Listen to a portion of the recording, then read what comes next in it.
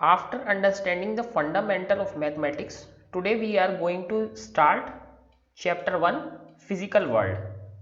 Remember, this is a literature kind of a chapter, a story kind of a chapter, so we have to read it completely.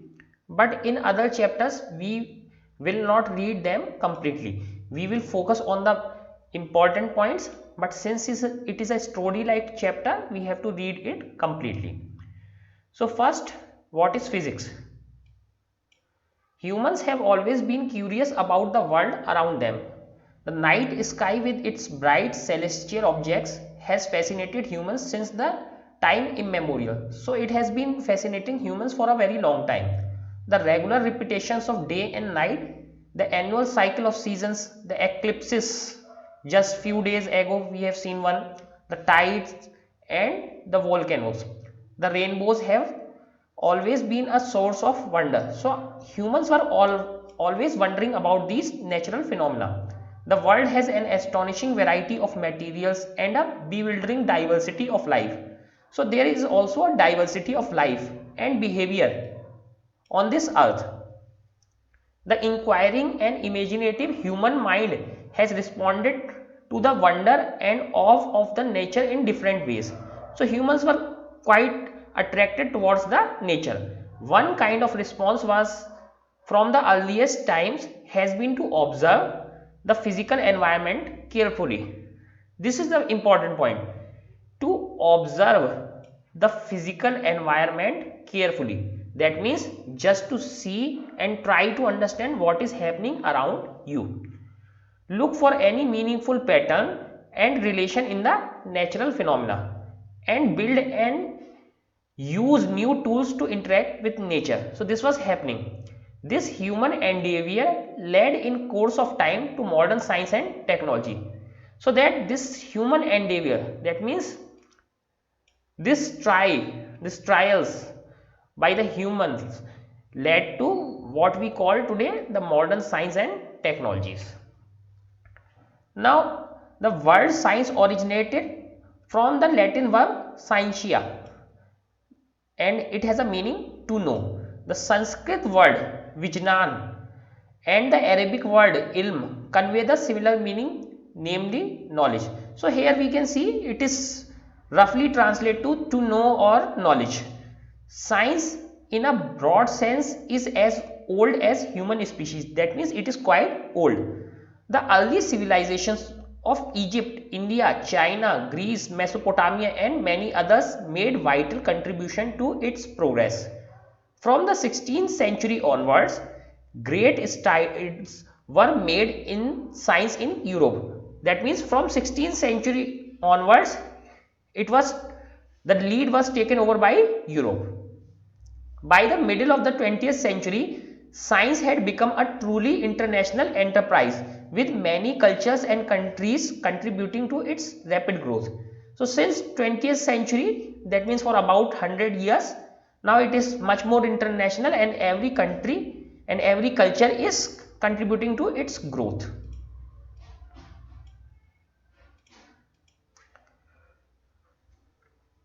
Now what is science? What is science and what is so called scientific method? So one thing is science and one thing is scientific method. Remember, even though you are not from science, but scientific method is still applied.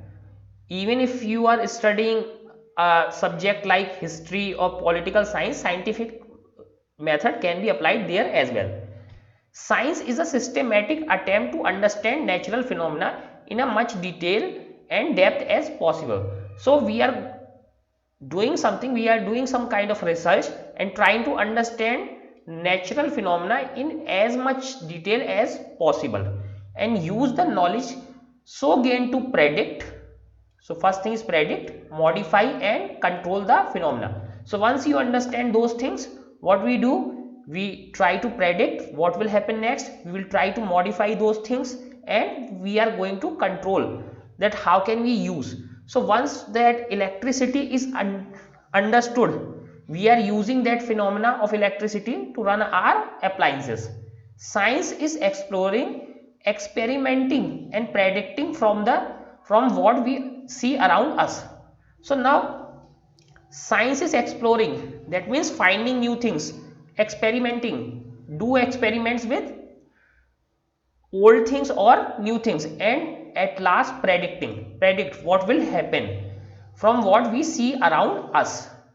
So that is called science, the curiosity to learn about the world, unraveling the secrets of nature. That means to take out, unraveling means to take out, to bring out the secrets of the nature is the first step towards the discovery of science. So these are the first step. The scientific method involves several interconnected steps. So now we are learning about scientific method. Scientific method is not related only to science, but it can be applied to other subjects as well. Systematic observation, that means your observation should be systematic. It is not like that you do one observation today and one observation after 1 year or so. So it is not like that. There must be a system. Controlled experiment, it is not that every time your experimental condition changes. That means right now you are doing experiment in daylight and then you do the same experiment in the night and you say that experiment is similar or experiment is different. No, conditions have differed. So both should be done in controlled conditions, that is in same conditions. Qualitative, and qualitative is where we just tell the result but we cannot measure the result. We can tell the result that it has happened but we cannot tell the result. Quantitative reasoning, qualitative and quantitative reasoning, that means we can provide evidences that why it has happened. Mathematical modeling, this is very important for physicists especially, that physics must be connected to mathematics. Prediction and verification or falsification of the theories. Prediction, that we are able to predict what will happen next or how much energy will be consumed by a vehicle using the physical theories. Verification of falsification, we should be able to verify whether it is happening or it is not happening of the theories. Speculation and conjecture also have a place in science, but ultimately a scientific theory to be accepted must be verified by the relevant observation or experiments.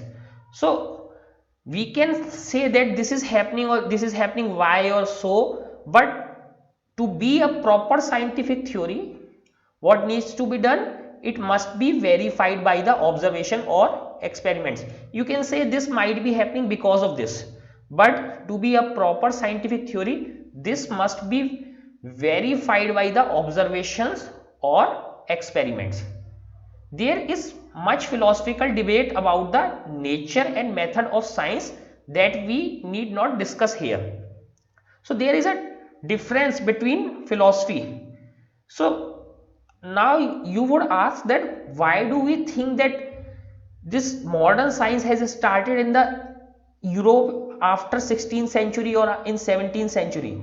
Because previously it was philosophy. Previously it was philosophy before 16th century. Before it was only philosophy, it was not science. Science must be connected to the scientific methods. There must be some validation. Before there were questions. So people were thinking about these questions for quite a long time, but those were not in a systematic manner. That were philosophical questions, and those questions are still exist today. Some of the question, why do we have to stay on this earth? So this is one of the question, why there is only life on this earth. So nobody knows the answer. Second thing, why the God created this universe, nobody knows the answer. There is only endless debate, and these are philosophical questions. So there is always never ending questions. Philosophical questions has no end at all, but scientific questions have some end. So there is final result for scientific questions, and there involves a scientific method in scientific problems. You do some observations, you observe something, you do some experiment, and try to formulate a theory, and based on theory you predict something that this will happen. If that happens, your theory is valid. So that is called scientific method.